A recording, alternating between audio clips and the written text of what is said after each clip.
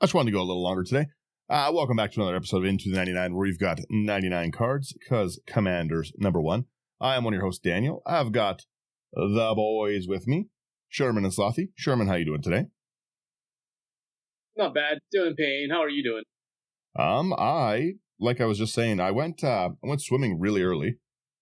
And then we're doing an early recording, but I went swimming really early, like Friday, like 5 a.m., 5:30. I got home at like 7, and then I've just sat and built Warhammer stuff. I don't know why I'm so into building this stuff lately, but my Magic, I haven't built anything basically at all from Edge of Eternities. I just keep building Warhammer, and I'm really good doing it. I really, really enjoy it. Yeah, that's pretty much all that's been going on with me. Just been very, very busy, so it's nice to actually like sit down and relax a little bit. And Slothy, how are you doing? Oh, not too bad. It was a pretty interesting week. I was working at a different site for the last week or so. Come back to the shop and am immediately put with 2 buildings that I've got to run. Fun. You'd almost think so.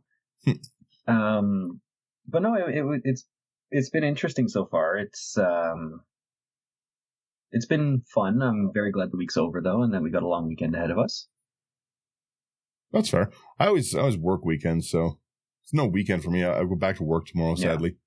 And then I wanted to before we further, I did want to say, you said you're feeling a little bit better, Sherman, but like how's the physio stuff going? It's nice to ask. So my physiotherapist, he's diabolic. I'm ticklish, right?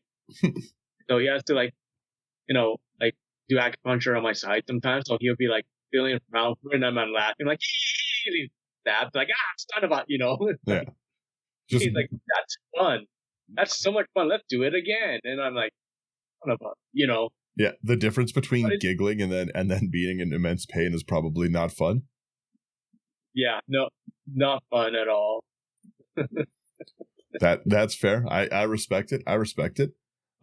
We are like I said, people are already doing Spider-Man spoilers. I think we're just not doing the Edge of Eternity spoilers. There's just too many spoilers. You get it. There's new cards out. They do things. We'll probably get to them. Like I said, to quickly harken back to our Magic Freeze. That's what I've been doing. I have so many Magic cards. I've been just kind of building, and there's every now and then there's some cool stuff like the station stuff. I'm always interested in like building a deck like that. That was like a really cool deck. The damage station is wild, right? But it's kind of nice with this new rule change. This kind of goes into today's episode. There's a lot of new commander options, right? From older sets that we were not able to, that were always kind of cool and stuff. And I run this in a lot of decks. Believe it or not, it's in Rigo. It's in a bunch of Rigo decks. You got it. It's not a 0 or 1, but it does give me the draw, right?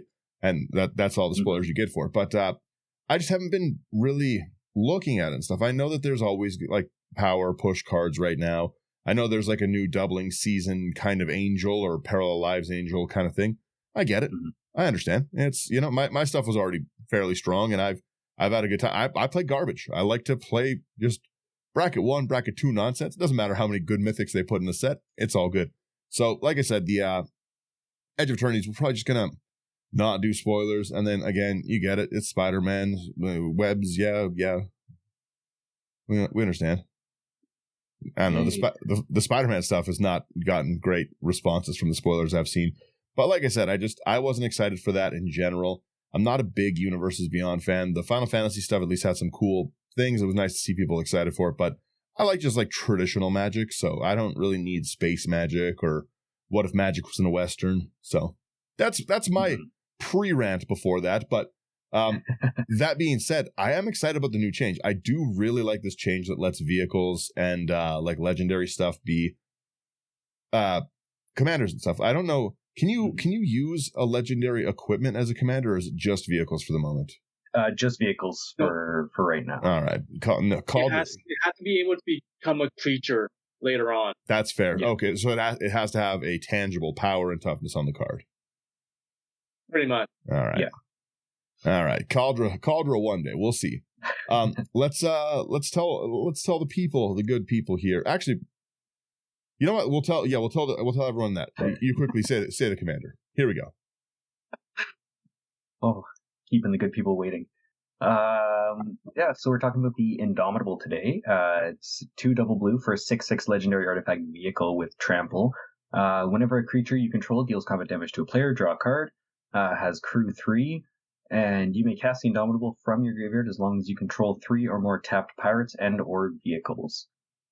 This is not a pirate deck. I think there's 6 pirates in here, and that's kind of just in case someone takes control of my turn and puts it in the graveyard. It's mostly just a low, trying to make things unblockable aggro deck that draws a whole bunch of cards. So fun. And it's just all kind of stuff I had laying around. I like decks like that. Yeah. Like when you're able to just kind of build it with like things that are just available. Yeah, exactly. It's fun, and it's a nice little restriction, I find, too. Well, you tend to, it's nice to get a use out of those.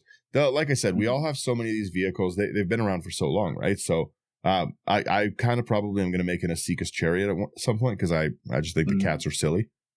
But like I said, there's a lot of cool vehicles, and I've never been as much of a fan of vehicles. They haven't been my favorite thing, but I always see like the way Sherman uses vehicles, and it always makes me be like, oh wow, like these are like very cool, very viable. So now seeing so many in the command zone, I'm excited to see it. So I'm excited to see what you have in here. Do you have any sections, or is it just straight whatever? It's pretty much just straight whatever. All right. So why don't we start with the artifacts? I'll take us away with a nice, easy Arcane Signet. Mono Blue doesn't really have the best ramp, so Arcane Signet is 2 colorless. You tap, you add 1 mana of your commander's identity, so blue. All right, my turn next. I get the Assassin Gauntlet for 2 in a blue. The artifact equipment. When the gauntlet enters the battlefield, attach it to up to 1 target. Man, that is so confusing. Just attach it to a target creature you control. Have all creatures target opponent control. Equipped creature gets +1/+1 and has whenever this creature deals combat damage to a player, draw a card, then discard a card, and it has the equipped cost of 2. Honestly, that's a pretty strong game-ending card. Mm-hmm. Yeah, being able to get in for the last little bit of damage, or even if you're just using it with your commander to draw a whole ton of cards, it's one of the MVPs. Well, it's also it's a politics card, right? Because Sherman, when I play with Sherman wrongs me often. He never leaves me alone. But it's very easy for me for somebody to be like, hey, like I'll tap all of Sherman's blockers so you can crack him one for how he's acting, for all his interaction. Mm-hmm. And leave me alone for 2 or 3 turns, and I'd be like, okay, I'd make that deal. Yeah, I'm a fan of that. That's very cool. Next up here, we've got the Bident of Thassa. 2 double blue for legendary enchantment artifact. Whenever a creature you control deals combat damage to a player, you may draw a card, and you can pay 1 in a blue and tap it. Tap creatures your opponents control attack this turn if able. I also love that one. There's quite a bit of redundancy with our commander's effect in here. It's fun. Yeah, we want a lot of draw, I assume, right? Yeah. We have a commander sphere. Again, just nice 3 mana rocky tap for 1 mana of your commander's identity. Sack it to draw, again on the draw theme. Yep. You know it. Oh, we have come to my second favorite card with a book in it. That's Folio of Fantasies. 1 in a blue. It's an artifact where players have no maximum hand size. For double X, you can tap it. Each player draws X cards. However, you can also tap it for 2 in a blue, and each opponent puts a number of cards equal to the number of cards in their hand from the top of their library into their graveyard. So you're milling everyone, which is fantastic. Mm-hmm. Yeah, I remember a game we played at the Calgary event for face-to-face last year where you killed me with this card, and it has changed me. Folio of Fantasies is great. It's it's goodwill politics. It's group hug. no max hand size. It's a win con. It's a draw con. Literally, you can draw the game if you have mana. Yeah. Yeah, I love Folio Fancies. For a long time, they were not in stock because I just have so many of them.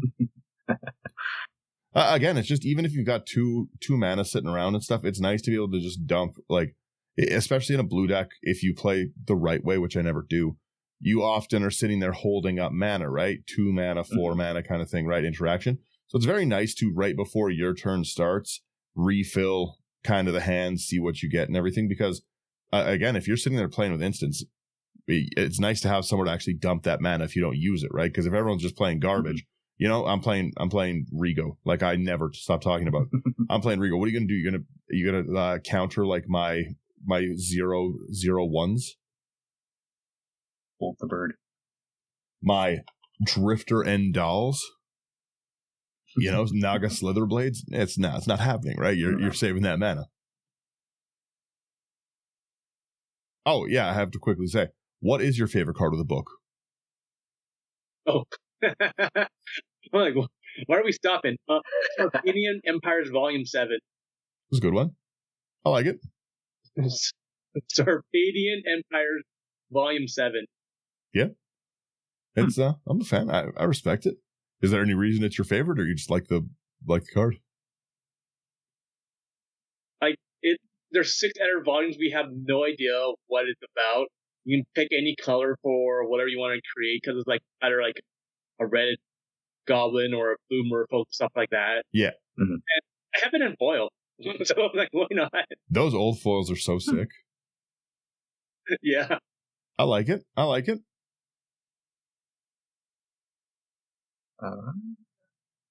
it's me. Next up, we've got Gauntlet of Power. 5 mana artifact. Enters the battlefield, you choose a color. Creatures of the chosen color get +1/+1. And whenever a basic land is tapped for mana of the chosen color, its controller adds 1 additional mana of that color. Man, they reprinted this into the ground. $5 card now. Yeah. I love it. Hurrah. Again, also group hug adjacent. It is, yeah. It's, you know, a lot of times you can help people out. I do like this card. Again, it is nice to see it so cheap. We have the Gold Vein pick because we care a lot about our damage triggers in this deck. It's, you know, the ship. It's a pirate ship. It's got, you know, guns. It's got cannons, triggers for all of them. You get it. 2 mana. Equipped creature gets 1/1. Whenever equipped creature deals combat damage to a player, you're creating a treasure token and an equip for 1. So in a deck where you're trying to hit in for these aggro things, that 1 equip to constantly replenish your mana is easy. Yeah, absolutely. Ooh, next one's fun. It's Heraldic Banner for 3 mana. As it enters the battlefield, choose a color. Creatures you control of the chosen color get +1/+0. You have to add 1 mana of the chosen color. Fantastic card. I saw someone the other day whining about like 3 mana rocks. So, like, they're not even viable. No one plays them and stuff. I play 3 mana rocks in so many decks right now, and it smooths them out so much. There's Thunder sent it to me. Command Zone put out like a big thing, and they're like, oh, the optimal number of lands is like 42 or something like that. I can't remember what it was. It was 38. It was something high. It was really high, but it was 38 is still pretty high. But I swear it was in the 40s. I could be wrong. Anything over 33 to me is the same as 40. But I said, I don't have a problem with especially when I run these cheaper decks and I run a lot of the diamonds that I love, the 3 mana rocks. I oftentimes just don't ever have mana problems. Like, and in a deck like this too, right? Like, you're gonna go through so much card draw. I have not looked at this deck, but I can already tell you're drawing cards because in your artifact section you've got like 4 extra draw enablers. You know what I mean? So you want mana to have those. Like, okay, it might not be the most explosive turn 1 play, but having all this mana available to empty your hand out is important. Yeah, exactly. You got to be thinking about the long game. The long game is always more mana. Yeah. The thing is, though, like, I've heard people say the same thing, but it comes down to how your group play. right? So Yep. our group, the way we play, we like to prolong the game. We don't play as many board wipes. We like to, slow it down. We don't want to win on turn 6 or turn 7. We're aiming for like 8 or 9 or 10 or, beyond that, right? Mm-hmm. So slowing it down is what we do. We're going to put in those 3 mana rocks as opposed to 2 mana rocks. And there's nothing wrong with that style of play. If you want to play faster, sure, dump in the 2 mana rocks and whatnot. Who cares? Yeah. But it really does come down to how your play group is, right? So all of us, we're so casual, we don't care.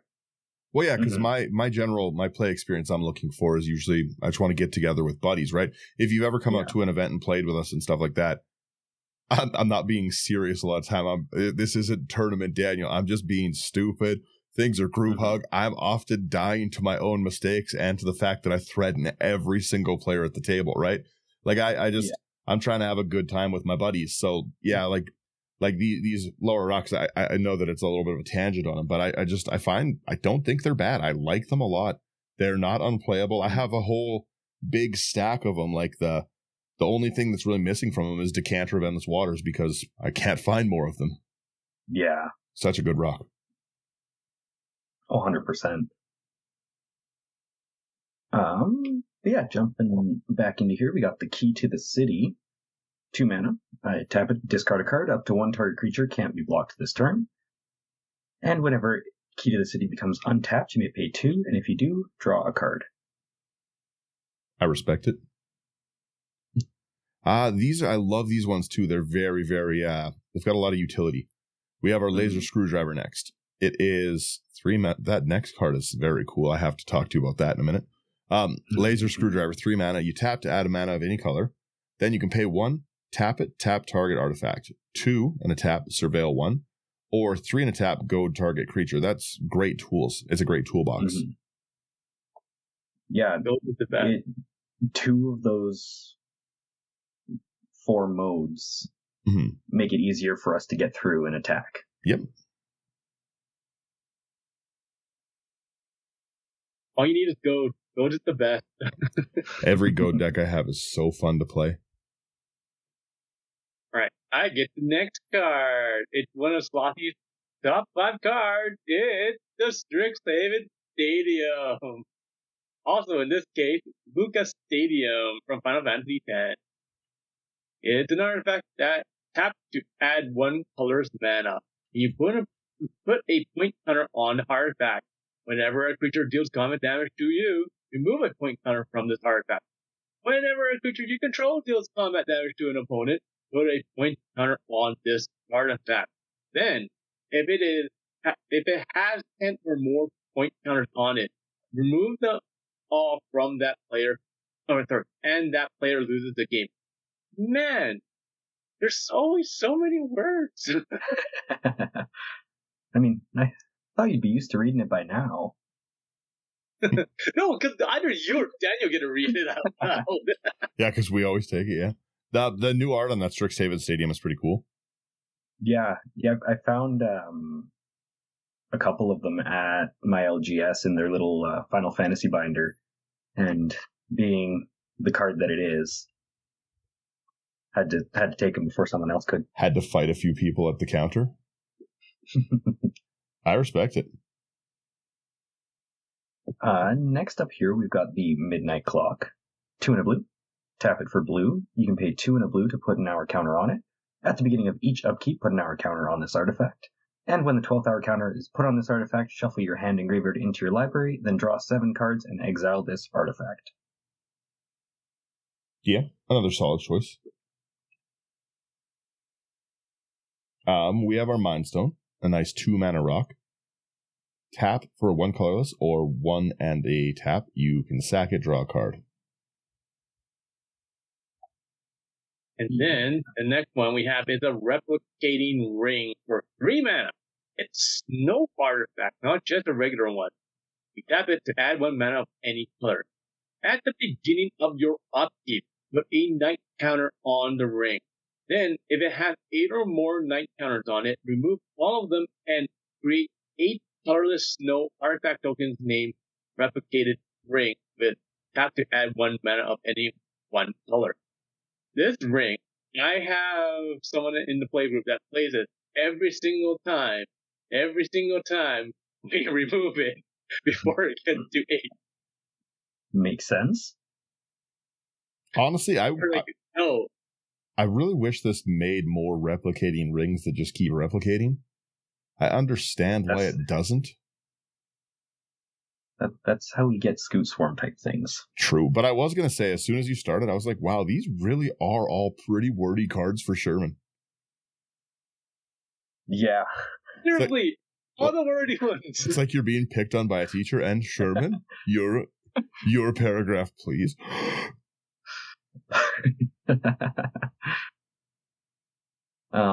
Next up, we've got Sky Diamond, 2 mana, enters battlefield tapped, taps for blue. Yep. A bit less wordy. Yeah, again, like Sherman gets one all right one. We have our Star Compass next, which I also like to see. It's 2 colorless. It comes into play tapped. You tap it for 1 mana of any, basically for a basic. Is what I could never do these wordy ones. I'm like, summarize. Yeah, so you could tap for what a basic you have is. So for blue. Yeah. Sky Diamond 2. Then the next one is going to be a Thought Vessel for 2 mana. You have no max hand size, and you get to tap it for colorless mana. Yeah. Then we've got Wayfarer's Bauble, 1 mana, pay 2 and tap it, sacrifice this artifact, search your library for basic land card, put it on the battlefield tapped, and then shuffle. All right. I like your artifact section. Now we're into your creatures, your aggro list, kind of. Yeah. Let's take it away. So first and foremost, we have our Archetype of Imagination. It is 4 double blue for an enchantment creature, human wizard, 3/2. All your creatures have flying, and creatures your opponents control lose flying and cannot gain them. Gain flying, not gain them. You get it. Such an annoying card. So good, but so annoying. Fair. Again, it's another one that can drop down and be a game ender, right? If I'm playing Angels and I think that I'm defended from everything and then suddenly I just get whacked, that's on me. Yeah. True. All right.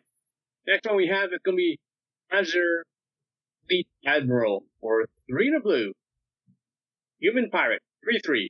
When it enters the battlefield, you become the Monarch. Yes. And it cannot be blocked by creatures the Monarch controls. Double yes. Woohoo. Yeah. More unblockable, more card draw. And we get to be the Monarch. That's all that matters. Yeah. I'm the king. Next up, we've got the Brine Barrow Intruder.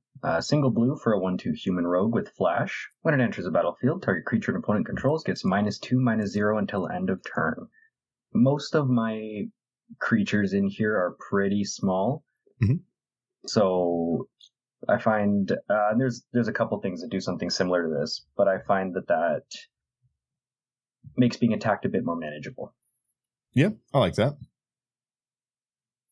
We have our Kalef, Beloved by the Sea. 1 double blue for a legendary enchantment creature, Demigod, star 3.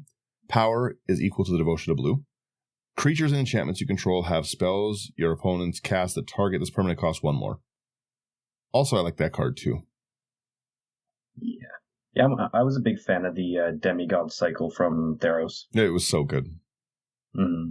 Yeah, those were really good. I think that's kind of, I might be mistaken, but I think that's kind of where those uncommon legends really started to shine. Yeah, I agree. Yeah, like, because I go back to a lot of them, like your Daxos and stuff like that, right? Like you see a lot of them. What's the, Nylia's the big green god. What's the one that gives me counters? I play that in a ton of decks too, but I never put it in. Nylia? No, it's the green demigod. Green one. Oh, that was... Starts with an R, right? Something. Renata. Yeah, there we go. We get there. Yeah. Aha! All right. Let us move on here. We have the next creature, Color of Gale, for 1 blue, a 1/1, Merfolk Wizard. 1 in a blue, tap it, target creature gains flying to end a turn. More flying. Nice. Yeah. Then we've got Chasm Skulker. 2 in a blue for a 1/1 Squid Horror. Whenever you draw a card, put a +1/+1 counter on Chasm Skulker, and when Chasm Skulker dies, create X 1/1 blue squid creature tokens with Island Walk, where X is the number of +1/+1 counters on Chasm Skulker. That card always overperforms. Oh, 100%. It's always huge when it dies, yeah. This is silly artwork. The Cogwork Wrestler. I like this little guy. It's a 1 blue mana gnome artifact creature, 1/2. Has flash. When it enters, target creature an opponent controls gets -2/-0. So it's the same as the other one. It's silly artwork. I love it. That is pretty nice. That's a good one. You should make that for the thumbnail. On it. Yeah. All right. I get the Homunculus Horde for 3 in a blue. It's a Homunculus. That's a 2/2. Whenever you draw your second card each turn, you create a token that's a copy of this creature. So fun. Mm-hmm. It's also a very cool card. Yeah. I truly wish it had 1 less power because it would be my favorite Rego card. But yeah, it puts in a ton of work, like Scoot Swarm, but for draw. Yeah. Yeah. Then we've got the Invisible Stalker. 1 in a blue for a 1/1 human rogue with hexproof, and Invisible Stalker can be blocked. True.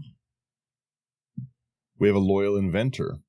2 in a blue for a human artificer, 2/3. With Vigilance, when Loyal Inventor enters the battlefield, you can search the library for an artifact, reveal it, then shuffle. Put it in your hand if you control an assassin, otherwise it goes to the top. That's interesting. Most of the time what this is going to be finding is honestly something like Folio of Fancies or Thought Vessel, something that gives me no max hand size. Yeah. Fair enough. Next one we have is going to be Malcolm, Keen-Eyed Navigator for 2 in a blue. It's a Siren Pirate.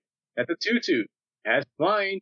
Whenever 1 or more pirates you control deal damage to your opponent, you create a treasure token for each opponent dealt damage. It also has partner, but no, it doesn't really matter here. Nah. Partnerless. Yeah, partnerless.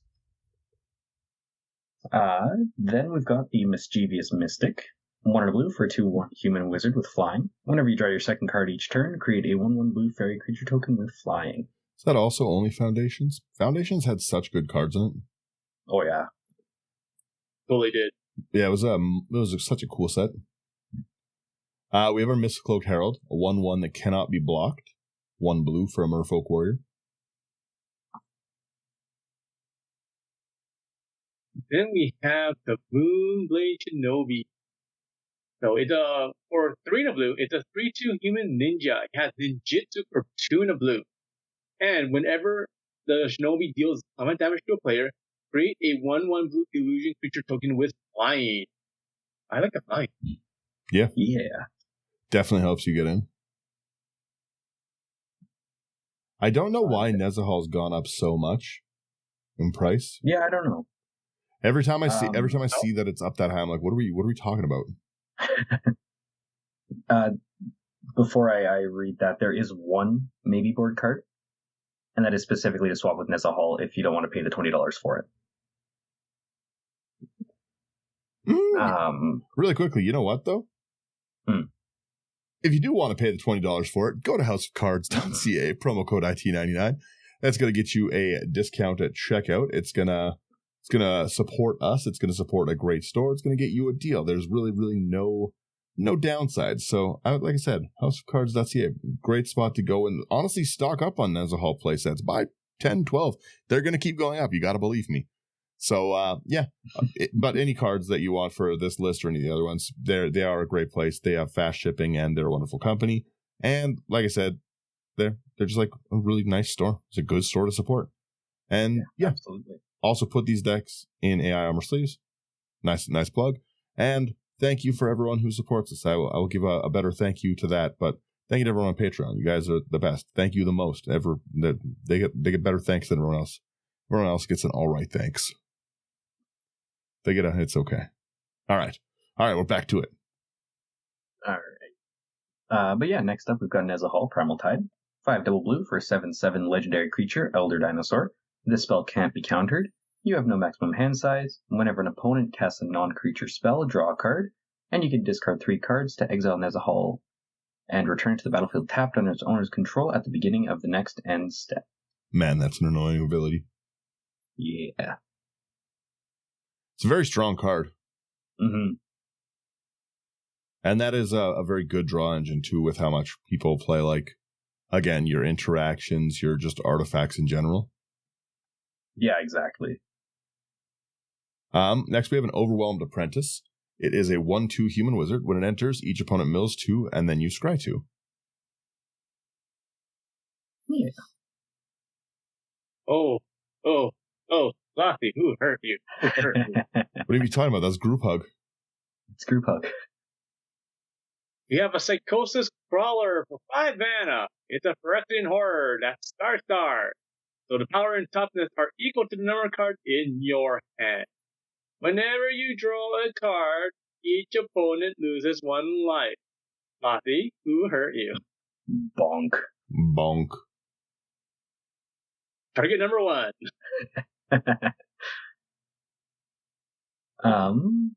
Then we've got the Sicarian Infiltrator. 2 in the blue for a 1/2 artifact creature, human soldier with flash and squad 2. And Benediction of the Omnissiah. When Sicarian Infiltrator enters the battlefield, draw a card. Pretty good.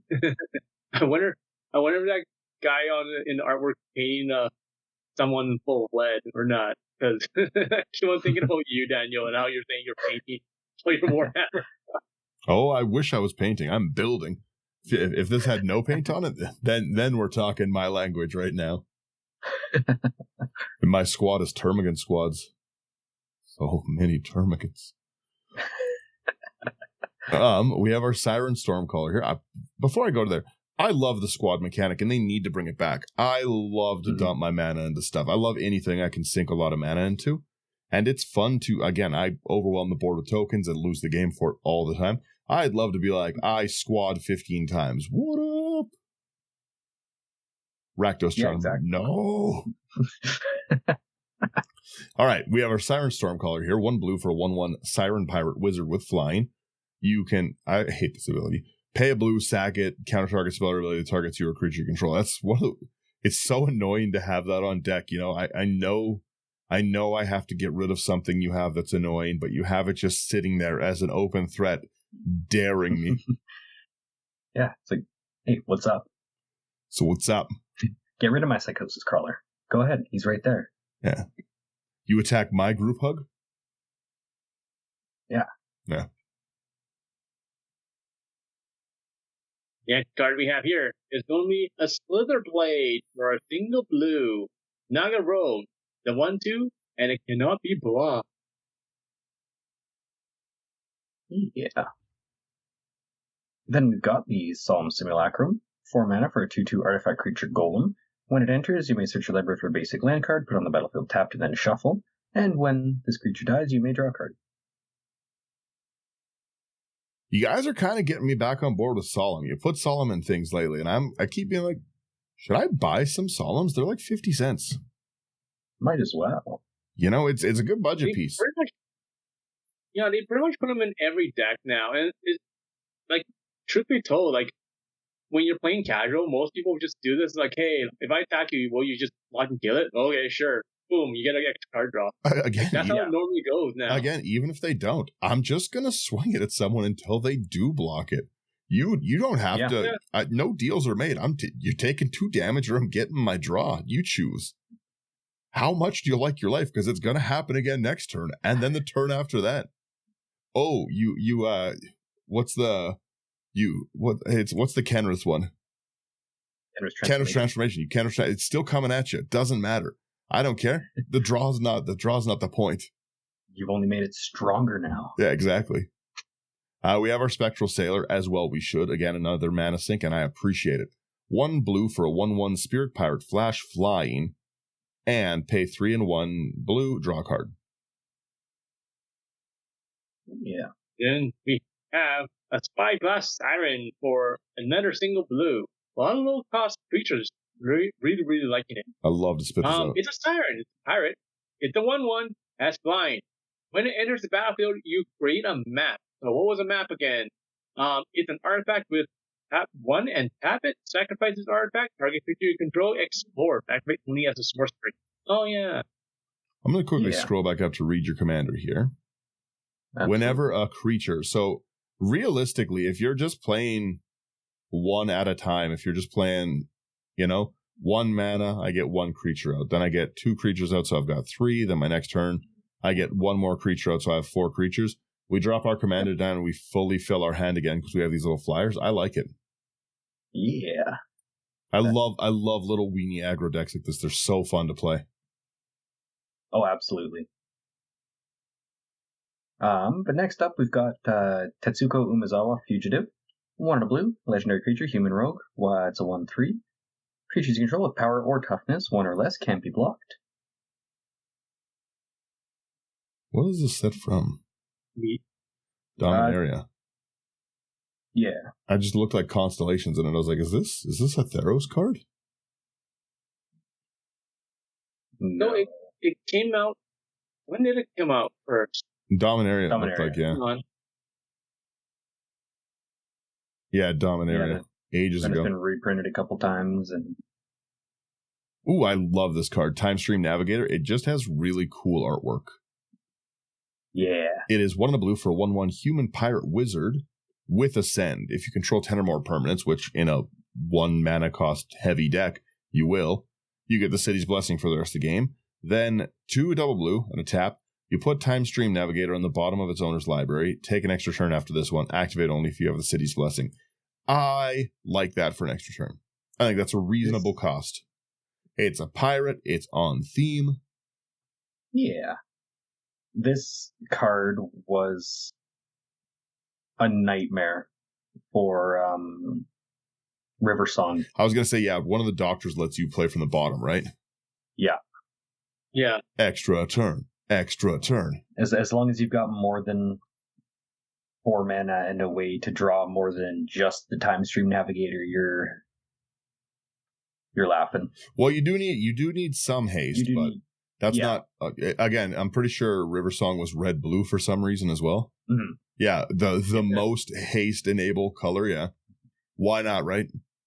Or even just 6 mana and a way to draw it after you put it on the bottom. Oh yeah, I guess you do again that turn. Yeah, true. I put off that combo once, and I said nope, not anymore. No. And I took the card. It was my list. It was not fun. So, well, it's fun for me for that one time, but after that, it was not fun. Speaking of not fun, the next card, Triska Deca File. Or 1 in a blue, human wizard at 1/3. You have no max hand size. Another one. Nice. Beginning of your upkeep, if you have exactly 13 cards in your hand, you win the game. And for 3 in a blue, you draw a card. Lovely. Yeah.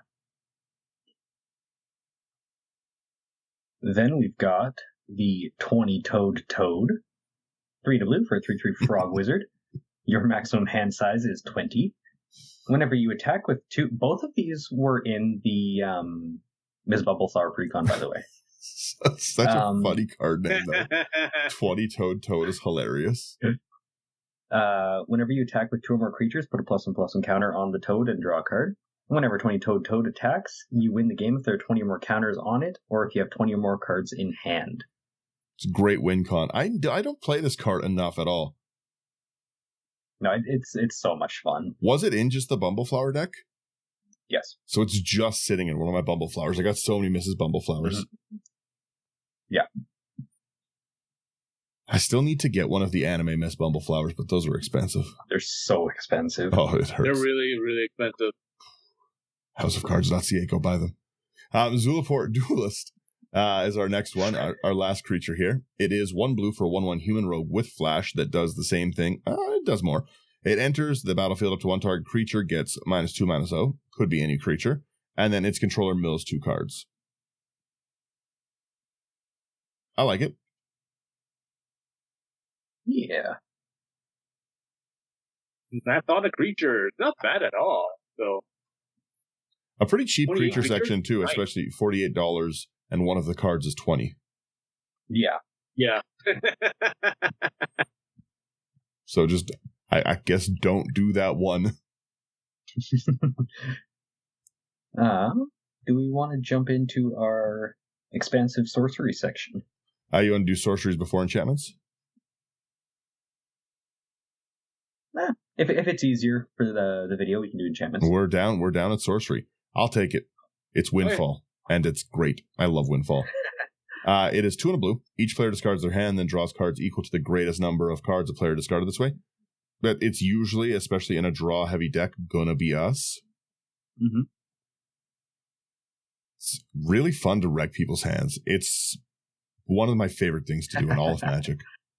I still, to this day, like I said, think the best turn 1 you can do, it doesn't matter what's in your hand. If I have, if I have the best, my winning combo, but also a Winds of Change, the table's getting Winds of Change. It doesn't matter. It's so funny to Winds of Change people on turn 1. You're down to, because you play your land, you draw, you're down to 6 cards. You're lower than everyone. But you've ruined the night for everyone. For everyone at the table, Winds of Change turn 1 is the funniest thing, because you mulligan, okay, I can keep this, it's going to be there, and we all have a player who's like, this didn't work, and I always say, you know what, go ahead, take another one where it's all casual here. Then I ruin the game. Then I wreck the game entirely, and they just sit so mad. It's so fun. Anyone who gets a chance to turn 1 Winds of Change, I promise it'll change your life for the better. You're going to have a great laugh about it. It is going to wreck the game for sure. People don't like it, but I like it. Degenerate. Especially if you're turn 1. If you're the first player and you do it, and someone that you know how often you see a turn 1 Soul Ring, watching that go to the bin and then watching them draw an unplayable hand is, it's an enjoyable experience that I can't even put into words. It's like I got married, and then it's one step above that one. My wife's cool, but man, Winds of Change is wonderful. No one send this clip to my wife. What section do you want to go to next? Let's hit our instance next. All right, here. Instance. All right. Let me get it here. So, first one we have is going to be Aetherize for 3 and blue. Return all attacking creatures to their owner's hand. This is so devastating. I'm guilty of being... when one person swings out and you save that one person. Mm-hmm. I'm guilty of being hurt by this card too many times. Sherman kills me all the time with cards like this. Aetherize, Settle the Wreckage, just... I'm guilty. I'm guilty of it every time. I see the open man. I know it's there. You know it. I don't play with Ink Shield. I play with everything else but Ink Shield. Man, Ink Shield's great. That needs a reprint too. Absolutely. Next up, we've got an Offer You Can't Refuse. Single blue. Counter target non-creature spell. Its controller creates 2 treasure tokens. Yeah. That's how I politics. I think you'll find my terms quite agreeable if you know it's good for you. Yeah. We have a simple cancel. 1 double blue. You counter target spell. I like that artwork on it too. Yeah. And then we have our nice classic counter spell. Double blue. You just counter target spell. Hard counter, baby. This deck folds very, very heavily to board wipes. Yeah, fair. So the goal of that is to have that not happen as much as possible. I respect that. Next up, we've got one of my favorite cards from the Doctor Who set. We've got Cyber Conversion. Double blue. Turn target creature face down. It's a 2/2 Cyberman. I don't know why I don't play with this card more. That's really funny. That would make me pretty mad. Play it against the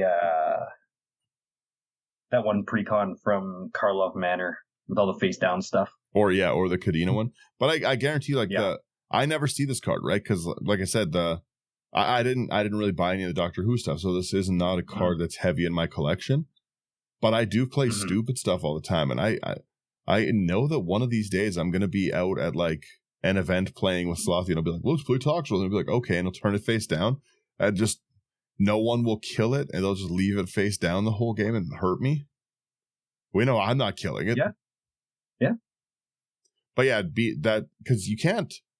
Morph is what lets you turn it face up, right? You can't just morph a not morph creature. Mm-hmm. It is just a 2/2. That's why Ixodron is so annoying. Yep. Yeah. With me, I like this card. It's worse than the Darksteel mutation Kenra's transformation, because I can at least destroy those. I at least put that in the index, right? Mm-hmm. Sometimes. Occasionally. Yeah. We have Muddle the Mixture next. It is it's a double blue. You counter target instant or sorcery, which again is going to be those board wipes, like you said. And it also has Transmute, 1 double blue. Discard it, search your library for a card with the same amount of value as this card. Reveal it and put it in your hand, then shuffle. Transmute as a sorcery. So is that that you search for a 2 cost? Yeah. Okay. So that would be finding Folio again. Thought Vessel or Folio or Triskaidekaphile. Any card, yeah, that's cool. Yeah, or if you want to be real mean, you could find Time Stream. Yeah, I like that. Put it at the bottom, put it at the top. I like it. We have another counter spell here. We got a negate for 1 and a blue. Counter target non-creature spell this time. I really don't like board wipes. I love board wipes. This doesn't affect me because I don't play board wipes. I know. This doesn't affect me because I don't play board wipes, but I do play stuff that should be countered, and that's I kind of am uncomfortable with that. You got a little too much of that for me. Yeah, fair. Next up here, we've got the Paradoxical Outcome. 3 and a blue. Return any number of target non-land, non-token permanents you control to their owner's hand. Draw a card for each card returned to your hand this way. I guess when you have a bunch of 1 mana, a good extra draw. Yeah. And a good way to save your creatures from things. Mm-hmm.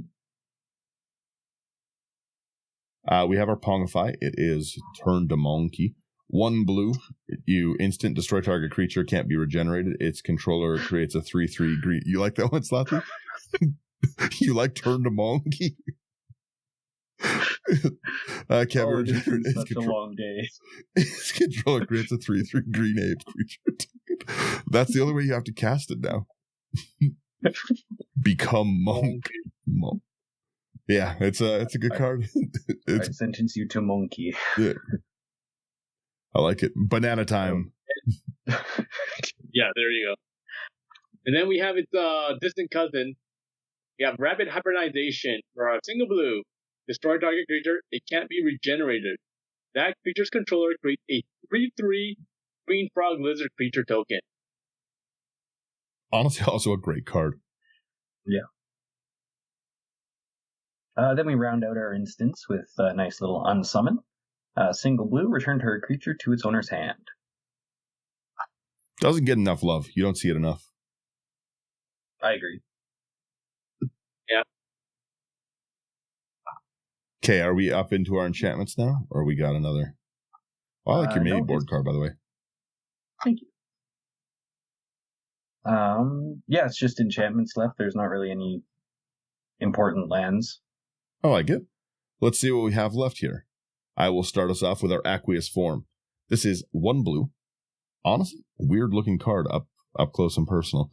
1 blue. Enchantment aura. Enchanted creature cannot be blocked, and you scry 1 whenever it attacks. Yeah. Next card we have here is a fun one. It's Coastal Piracy. 2 double blue. It's an enchantment.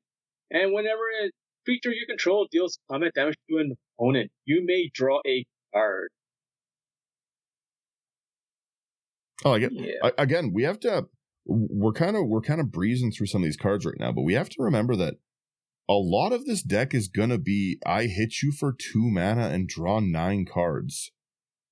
Yeah, exactly. You know what I mean? Like, that's gonna be a problem. Mm-hmm. And especially, like, you have a lot of, like, you're not missing land drops in this deck, I'll tell you that right now. No.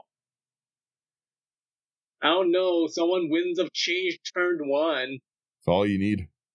As long as they draw 1 mana, though, this is still playable. If they don't draw 1 mana, oh man. Oh, my heart, it sings.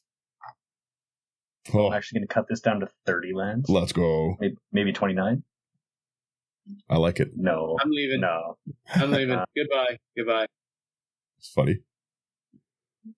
Next up here, we've got the Ominous Seas. One of my favorite Ikoria cards. 1 and a blue. Whenever you draw a card, put a foreshadow counter on Ominous Seas. And remove 8 foreshadow counters from it and create an 8/8 blue Kraken creature token. Or you could cycle it for 2. Honestly, that's also a problem card. I get hit by that all the time. It's such a bad... No one plays Crossing Grip anymore, right? So a lot of time it just sits there as like a threat that you have to destroy. But when I go to destroy it, I know Slothy's going to make like 7 of these, and I know where they're coming. He's not going to be like, well, it's all good. I'll spread the love. No, they're going to hit me. It's, to harken back to an offer you can't refuse. Yeah. You leaving my Ominous Seas alone, I believe you'll find the terms quite agreeable if you know what's good for you. Yeah, that's right. It's not very hard to get these 8/8s online. No. We have Propaganda here. Keep us a little bit safe. 2 and a blue. Creatures can't attack you unless their controller pays 2 for each creature that they control that's attacking you. Yeah. Such an annoying card. All right. There's really quickly. I wanted to ask: have you ever heard of the card War Tax, Slothy? I don't know. Actually, let me see. I'd like That's so annoying. I'd like to put you onto War Tax. Oh, I like that. War Tax and War Toll are both hilarious cards. War Toll is red, isn't it? Yeah. It's not that. For anyone who doesn't know War Tax, I'm not pulling it up on the screen, but War Tax, if you like propaganda style effects and making your friends not like you, War Tax is 2 and a blue. Again, same cost. But then it has an activated ability of X and a blue. Creatures can't attack this turn unless their controller pays X for each attacking creature. Hilarious. Because there's so many, like, you'll see a token player, and they're like, okay, well, I'm not going to attack Sherman, he has the propaganda. I'll swing at Slothy, and it's like, yeah, pay 2 for each. Pay 6 for each of those, please. Yeah. You'll attack no one. That's why I like Goad so much right now. Mm-hmm. A lot of people have been playing things like this, Ghostly Prison, Fear of Safety, stuff like that. And it's like, okay, I goad you. You must attack. You must, and they just bypass that stuff, right? So it's like, okay, I don't care. I know you do still have to attack. You do still have to pay. Oh, sorry, I'm thinking of like with Caesar, the creating of things tapping and attacking. That's what I'm thinking of. What is the red one called? It's not War Toll. It's War something. War Cadence. It's War Toll, isn't it? Or no. It's War Cadence. 2 and a red. X and a red. Creatures can't block unless their controller pays X for each blocking creature. Hilarious. That's hilarious. Oh man, I love those annoying cards so much. I gotta make a wreck my friend's deck in apparently these colors. River Song. That's true, River Song is good. All right. Let's go on to the next card here. Going to be Reconnaissance Mission for 2 double blue. Whenever a creature you control deals combat damage to a player, you may draw a card. And it has Cycling for 2. Yeah. And yeah, because there's only one sorcery in this deck, and I hate board wipes, we've got Squeeze, 3 and a blue. Sorcery spells cost 3 more to play. You are speaking my language with this. You will cultivate for 6. I was unaware of your game, Slothy. I'm pretty fond of this card. Cultivate for 6 is hilarious. Farseek for 5. Oh, especially if you get like a good opener and you crack this in like your turn 1 Soul Ring, turn 2 Squeeze, you'd wreck a lot of decks. Mm-hmm. Because I keep a lot of really bad hands if I draw a Cultivate, Kodama's Reach. A lot of times I'm like, you know what? I've got enough to get there. Slow hand, but you wreck my whole game plan. I would have no comeback to that in some of the hands I keep. That's not really worth removing. You Rise of the Dark Realms for 12. Oh. Honestly, I like seeing cards you don't see. I just took a picture of that one. I'm gonna stock up. You've introduced me to a pretty cool new card. I have no idea what its artwork is. This looks like a merfolk with a dog face. I don't know. It's just a fella in a bubble in a dangerous situation. That's fair. I respect that.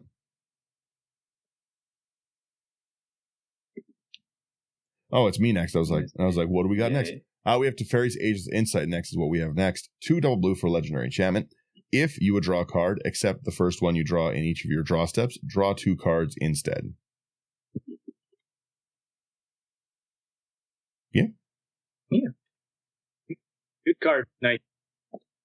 Next one we have is Witness Protection for single blue. It's an enchantment aura. Enchant creature. Enchant creature loses all abilities and is a green and white citizen creature with base power and toughness 1/1 named Legitimate Business Person. I love it. I love this. It's so much fun. Yeah. With really quickly, with how power crept Magic is, it's very important to remember how hilarious trash cards like this are. Just watching somebody's like Ulamog get turned into a 1/1 legitimate business person is it's just beautiful. Hilarious. You know what I mean? Mm-hmm. Like it's just there's no amount of like deck building budget that protects you against just something silly. You have a chroma? Yeah. No. Not anymore, you don't. You're a legitimate business person. A chroma in a suit. I love it.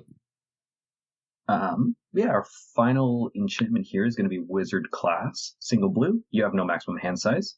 Level 2, you can, for 2 and a blue, when this class becomes level 2, draw 2 cards. And then for level 3, 4 and a blue, whenever you draw a card, put a +1/+1 counter on target creature you control. You have a lot of evasion, so that's a problematic ability at the end there. Yeah. Game's got to end somehow. I like this. Again, you have quite the draw engine. Like a draw engine powers this ship. I'm a big fan. Thank you. This is it's like a pretty budget deck too. It's like $130 with that Nezal, and there's some easy things that you can like cut for like budget wise because you've got. It's fun to build. We often build pretty cheap things, right?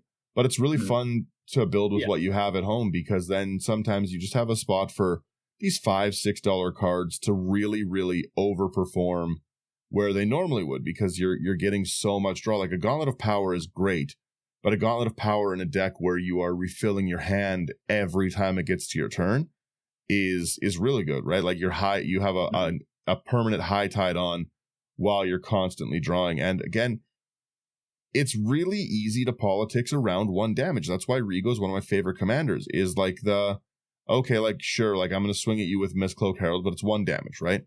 I just want to draw my cards. It's so easy to say, I just want to draw my cards. I say it in Rigo and stuff like that. And a lot of this deck, you're going to be able to draw, you did 1 damage to me, you draw 5 cards. And yeah, you know what I mean? It's very, very hard to try and make an enemy out of someone who's just hitting you for 1. I really, really like decks like this. Just low cost, get lots of stuff out, draw. Like, I love any commander that enables draw from the command zone. I'm a big fan of this. Oh, absolutely. I was very excited. It's because it's Rigo adjacent. It is Rigo. It is Rigo adjacent. But it's a very cool place to see these vehicle commanders, right? And again, the fact that your commander can kind of survive board wipes, right? Is really, really nice that it's just out there kind of as an anthem. Not if I see this on the field, I'm not wasting my artifact removal on this, right? I'm gonna like there's so many annoying artifacts that have to go, like Aetherflux, right? Aetherflux comes out in a ton of games. Like I tend to save my removal for things that are directly impacting me, and you drawing an extra card isn't really impacting me, right? So this is only dying as a creature if you're playing against me, and if someone else has removal, because I don't really play it, so. Yeah, kind of, like, I don't really, unless you can safely kind of take somebody out, I don't really plan on crewing this at all. Again, it is, a 6/6 is gonna get through a lot of times, right? Especially with trample, you're gonna be able to swing that at someone if you need to get that draw, but. Yeah. I like this. You've got cool alternate win cons. You don't have just like the normal Lab Maniac, Lab Jace draw win cons, right? Like I love this 20-toad thing. I love that you can overwhelm people with the Horde. I like this. I'm a big fan of the whole way you put this together. The Cogwork Wrestler is one of the silliest artworks I've ever seen. I had a feeling you'd enjoy that one. Yeah. Yeah. What you got? Any closing thoughts on this one here, Sherman? Yeah, like decks like this, like a lot of people look at it and be like, you know what, like, what's your win con? It's like, your win con is you attack with a bunch of little creatures, you draw into things and make things big and go boom. Like, it's fun, and people need to try it more often than just one big creature or one big, like, expensive card, and you try to, like, outperform everyone with just that one card. No, like, have some fun with synergy, do something small like this, and if it doesn't work out, what do you do? Like, you spent a night trying something new, and it's fun. It really is. You know, when you put together a bunch of, as we, like, draft chat, if you want to think of it that way, right? Mm-hmm. You throw it all together and you make a deck out of it. It's really, really fun. And none of these, except for, like, maybe like 2 or 3 cards, like the Nadahol, like, are real big targets, right? So people tend to leave you alone more because of that. Sure, you can argue saying, like, oh, people are going to attack with big things, but that's not a big deal because you have 3 attacks against them. And it's like, sure, their one creature might come in for like 4 or 5 damage, but you're coming in with like no damage. So the repercussions are pretty bad. Yeah. But yeah, like, I think it's a great deck. It's within the budget I normally like building as well. So yeah, it's card draw, which I love. And you have a lot of fun stuff here. So yeah, I like it a lot. That squeeze is silly. It's good, clean fun for everyone. Yeah, I'm a big fan. I don't have anything bad to say about this one. I generally don't have anything bad to say about any decks people build. I just like to see stuff. But again, I think this is fun. I would play a lot of this. It has a lot of cards that I love in here. I'm glad you guys enjoyed it. Yeah. I'm going to crack our outro here, and let's let people have a little music.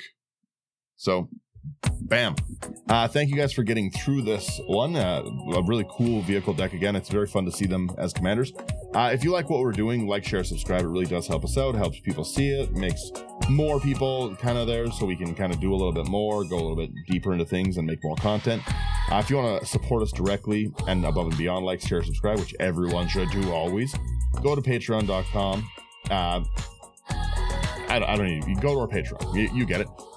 We just have a bunch of wonderful people on Patreon. It's very, very nice to build decks with them. We talk a lot about spoilers and cards that come out, about deck lists and everything. We just have a bunch of wonderful people there. So thank you to everyone who does support us on there. And yeah, my closing is always go to houseofcards.ca, promo code IT99, get a discount, use AI Armor Sleeves. You guys get it. We give you some music. I don't want to draw the outro out. I just get shot.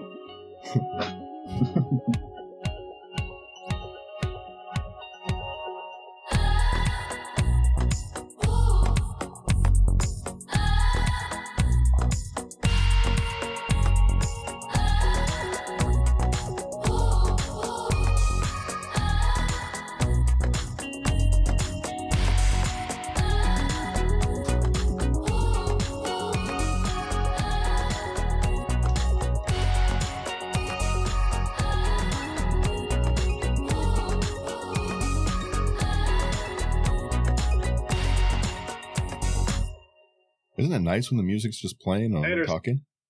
Bye-bye. See ya.